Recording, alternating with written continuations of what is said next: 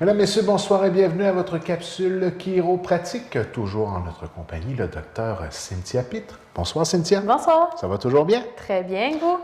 Extrêmement bien. Sujet de cette semaine, la dysfonction de la mâchoire. Oui, effectivement, mais dans le fond, on sait, on parle, on baille, on mange, on chuchote, on rit, on respire, on mord dans différentes choses. Donc, tous ces mouvements-là impliquent la mâchoire. Donc, dans une journée, la mâchoire fait environ 10 000 mouvements. Donc, c'est donc dire que c'est vraiment une articulation qui est importante. Donc, c'est pour ça qu'il faut en prendre soin puis essayer d'avoir un mouvement optimal au niveau de la mâchoire là, pour que tout se passe bien. C'est une articulation particulière. Oui, c'est la seule articulation du corps, dans le fond, qui est dite suspendue.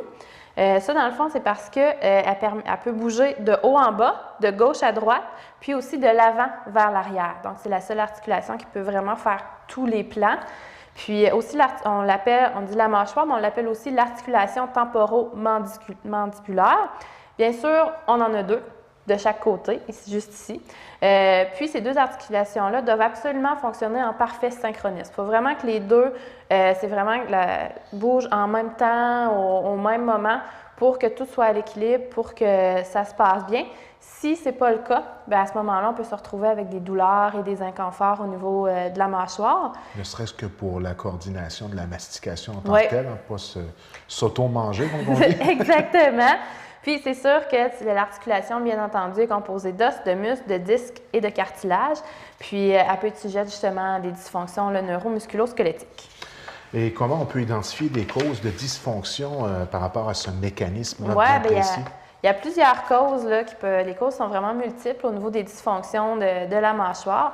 On va parler, par exemple, une surutilisation des muscles de la mâchoire ou des tensions de nature psychologique. On parle juste au niveau du stress, ça peut quand même se loger à ce niveau-là. Donc, ça peut occasionner des serrements ou encore des grincements de dents qu'on appelle fréquemment du bruxisme. Souvent, ces gens-là, on va voir les dents en avant ici qui sont... Tu sais, souvent, les dents, il y a comme une petite irrégularité. Ces gens-là vont avoir des dents qui vont être très, très droites. Donc ça, c'est un signe vraiment qui grince des dents. Souvent, ça va se passer durant la nuit. Donc ça, c'est vraiment un signe au niveau du bruxisme. Oui, certaines personnes vont jusqu'à se mettre un appareil durant la nuit pour régler ce problème-là. Exactement. Donc aussi, on va parler mâcher de la gomme de façon excessive. Ou encore utiliser certains gens, il y a encore certaines personnes qui font ça, utiliser ses dents pour ouvrir des contenants. Des fois, on le voit chez les enfants aussi, ce genre de truc-là. Donc, c'est quelque chose vraiment à ne pas faire parce que ça peut favoriser l'apparition de troubles au niveau de la mâchoire puis bien entendu causer des douleurs. Au niveau des noix aussi, hein, il y en a des fois qui vont y aller avec les dents. Exactement. Ma fille, là, je l'ai chicanée là-dessus. Donc, souvent, qu'est-ce qui va se passer? Au niveau de la mâchoire, on va entendre des sons, par exemple, de cliquetis, ou encore on va ressentir comme un frottement en ouvrant la bouche. On va avoir aussi une douleur lancinante qui peut se situer vraiment devant l'oreille ou même au niveau de l'oreille. Souvent, les gens vont penser probablement que je fais une otite ou quelque chose, j'ai une douleur à l'oreille, mais dans le fond, c'est vraiment pas l'oreille qui est le problème, ça provient de la mâchoire. Puis aussi, bien entendu, si vous mâchez, vous avez l'impression que votre mâchoire se bloque. Ça aussi, c'est un autre signe. Donc, tout ça peut être causé par différentes choses. On parle, par exemple, des blessures sportives ou encore un accident d'automobile, si on a eu un traumatisme là, à ce niveau-là qui peut avoir débalancé la mâchoire. De la dégénérescence articulaire, parce que, bien entendu, c'est une articulation, donc il peut y avoir de la dégénérescence à ce niveau-là. Certaines caractéristiques faciales qui vont causer un mauvais alignement au niveau de la mâchoire. Un trouble dentaire aussi qui peut amener des troubles de mâchoire. Et finalement, une hypermobilité de la mâchoire, ça, c'est-à-dire qu'une mâchoire qui bouge trop, dans le fond. On disait en début de capsule, au-delà de 10 000 mouvements, donc pas difficile d'arriver à la conclusion qu'au nombre de mouvements qu'il peut y avoir dans une journée, si l'alignement n'est pas parfait et qu'on ne corrige pas ça, veut pas, ça peut avoir des conséquences aussi sur le long terme. Hein? Exactement. Donc, c'est effectivement ça. Donc, si on ressent une douleur à la mâchoire, par exemple, on va parler elle claque, elle craque ou encore on bloque, vous pouvez venir nous consulter, nous, en chiropratique. On va pouvoir faire un examen au niveau de votre mâchoire. Dans un premier temps, qu'est-ce qu'on va faire? C'est on va observer les mouvements de votre mâchoire. Dans le fond, on va faire ouvrir et fermer la bouche au patient parce que on vient vraiment comme, c'est surtout avec les dents qu'on le voit, c'est que normalement, quand on ouvre ou qu'on ferme, tout devrait se faire, je disais tantôt, parfait synchronisme, donc tout devrait se faire en même temps. Mais souvent, qu'est-ce qui va arriver? C'est si on a un côté qui est un petit peu débalancé, quand la personne va ouvrir ou fermer la bouche, bien, oh, on va voir un petit S qui va se faire au niveau de la mâchoire.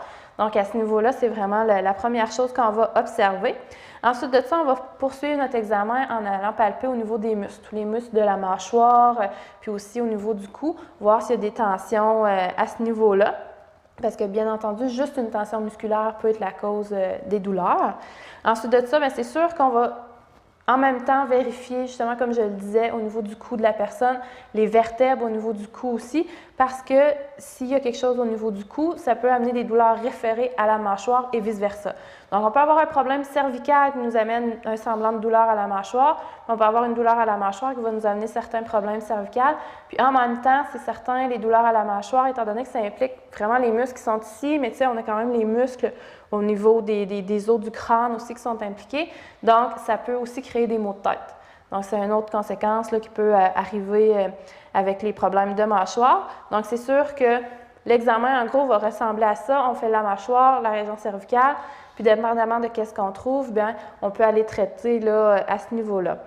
Bien entendu, il faut que ce soit de notre ressort. Si notre examen, on juge que ce n'est pas suffisant, on veut autre chose ou quoi que ce soit, bien, on peut référer là, vers les personnes compétentes. Ensuite de ça, c'est sûr que l'autre chose qu'on va essayer d'observer, c'est qu'il faut avoir une bonne occlusion dentaire. L'occlusion, c'est la fermeture qu'on va parler, dans le fond, au niveau principalement des molaires. Donc, ça aussi, ça peut avoir un impact là, au niveau de la mâchoire. Puis, dans le fond, c'est ça, justement, à la suite de tout ça, le chiropraticien va pouvoir vous faire les recommandations adéquates. Parce que souvent, il y a certaines habitudes de vie qu'il va falloir changer par rapport à ça aussi. Comme on va penser, on disait justement tantôt, mâcher de la gomme de façon abusive. Quelqu'un qui mange de la gomme 22 heures sur 24, c'est de l'articulation temporomandibulaire à un moment donné, à amener son quota, si on veut. Là, fait que on peut en mâcher de la gomme, mais pas de façon abusive. Autre chose, des fois, qu'il va falloir changer dans nos habitudes de vie, sont des problèmes de mâchoire, les gens qui dorment sur le ventre. C'est sûr que dormir sur le ventre, c'est pas juste pour la mâchoire, c'est pas bon pour plein d'autres choses. Mais entre autres, par exemple, quelqu'un qui aurait un problème de mâchoire à droite, exemple, puis se coche toujours sur le ventre avec la tête comme ça sur l'oreiller. Donc, dans le fond, la personne se retrouve à passer la nuit complète avec toujours une pression sur la mâchoire comme ça. Donc, à la longue, ça peut résulter à avoir certains problèmes, là, certains troubles au niveau de la mâchoire. Donc, c'est tous des petits conseils comme ça qu'on va aller faire, donner changement d'habitude de vie. Puis bien entendu, ce qu'on va faire beaucoup, c'est vraiment la base du traitement. Nous, ce qu'on veut, c'est redonner un mouvement optimal à la mâchoire. Puis souvent, ça passe tout simplement par beaucoup de travail musculaire au niveau des muscles du cou et de la mastication au niveau des muscles de la mâchoire. C'est vraiment ça qui est la clé là, au niveau du traitement. Donc, ça démontre quand même qu'il y a une certaine complexité à bien comprendre là, tout ce que ça peut impliquer simplement de mastiquer. Oui, exactement, parce que c'est ça, on n'y pense pas. Mais tu sais, comme je le disais, c'est une articulation, c'est pas une grosse articulation, mais c'est une articulation qui est complexe parce qu'elle bouge dans les trois plans. Quand je dis que je me disais tantôt, en haut, en bas, gauche, droite, avant, arrière. Donc, tous ces mouvements-là fait que ça amène un complexe là, quand même assez important au niveau de la mâchoire. Donc, c'est pour ça qu'il faut essayer, si on a un trouble de mâchoire, il faut essayer d'y répondre le plus rapidement possible pour pas que ça dégénère non plus puis qu'on se retrouve avec un problème chronique. Donc, encore une fois, une capsule chiropratique très instructive. Et on se revoit pour la dernière de la saison la prochaine fois? Oui, dans 2 semaines, la dernière de la saison déjà. Donc, on se revoit dans 2 semaines? À dans 2 semaines!